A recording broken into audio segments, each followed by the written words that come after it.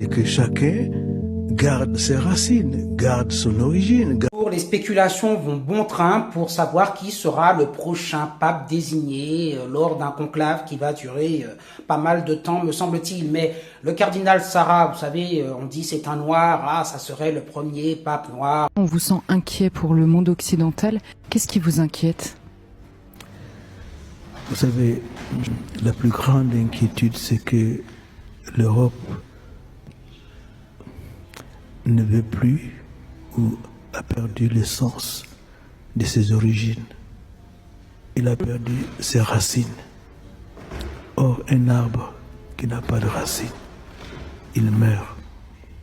La gauche s'en est réjouie un temps. Vous savez, si cet homme est élu pape, il aura un discours bien différent, bien sûr, que monsieur le pape François, parce que, comme vous le savez, il a plutôt des idées qui ne correspondent pas, selon une certaine idéologie de gauche, à la couleur de sa peau, puisque quand on a la couleur de ma peau, on est censé penser, nous sommes les racisés qui devons absolument être accueillis par l'Occident, l'Europe et compagnie, et nous devons, voilà, ils doivent se montrer généreux avec les immigrés.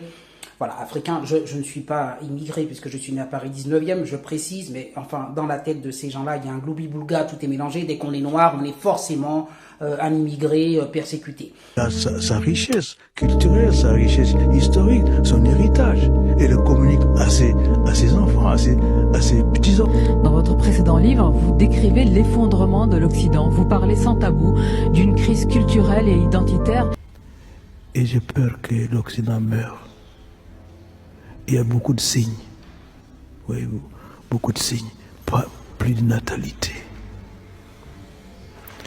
Et vous êtes envahi quand même par d'autres cultures, d'autres peuples, qui vont progressivement vous dominer en nombre et changer totalement votre culture, vos convictions, vos valeurs.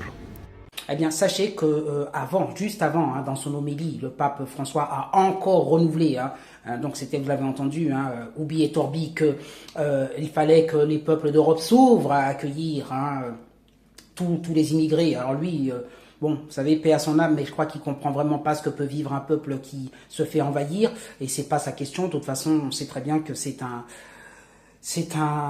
pape qui était dans un certain courant. Bon, on va pas polémiquer là-dessus, mais celui qui viendrait, si c'était le cardinal Sarah, donc homme noir, n'irait pas dans le sens de la LFI, ça je peux vous le dire.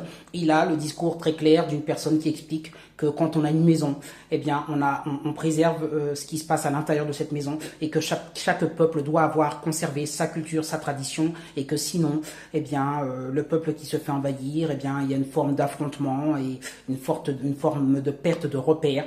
Et il l'a bien dit d'ailleurs, donc extrêmement important de signaler que on a tous des pays, des frontières, des maisons, des traditions, Et vous dites même décadent, sans enfants, sans famille.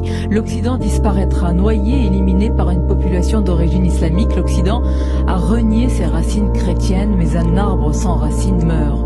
C'est cela qui attend l'Occident. C'est ce qui va se passer, parce que voyez-vous, un arbre a beau être énorme, grand, s'il perd ses racines, cet arbre meurt. Qui a fait l'Occident? C'est le christianisme.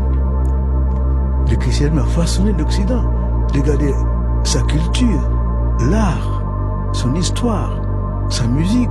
Tout est formé par une inspiration chrétienne. L'Europe, à mon avis, si elle continue dans ce sens, n'aura pas d'avenir. Elle va être envahie par une population étrangère. Si on me considère comme traditionnaliste, je veux bien, mais mon idée, c'est que chacun garde ses racines, garde son origine, garde sa richesse culturelle, sa richesse historique, son héritage, et le communique à ses enfants, à ses petits-enfants.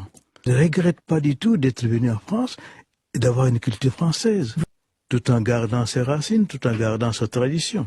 Culture auquel on tient, pareil au Maghreb, pareil en Afrique. Toutes ces personnes n'aimeraient pas se faire envahir, et surtout au niveau culturel. Parce que ce que ne comprend pas le pape François, ce qu'il n'a pas compris, enfin, encore une fois, lorsqu'il était de son vivant, c'est pas le problème d'accueillir simplement une personne. Quand tu donnes l'hospitalité chez toi à quelqu'un, il vient, s'il respecte toutes les règles, s'il ne t'empêche pas de vivre, s'il ne revendique pas des choses qui ne sont pas acceptées dans ton foyer, bah pourquoi pas? Et encore, hein, quand ton appart fait 70 mètres carrés, si tu as la générosité d'accueillir un migrant, c'est déjà bien, mais tu peux pas en accueillir 10, parce qu'à un moment donné, il y a plus de place. Parce qu'à un moment donné, voilà, il y aura affrontement. Donc la réalité, elle est celle-ci.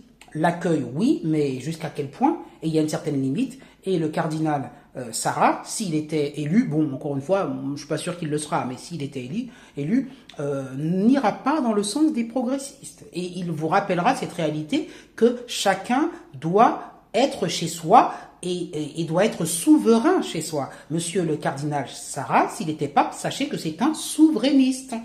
Voilà, postez vos commentaires.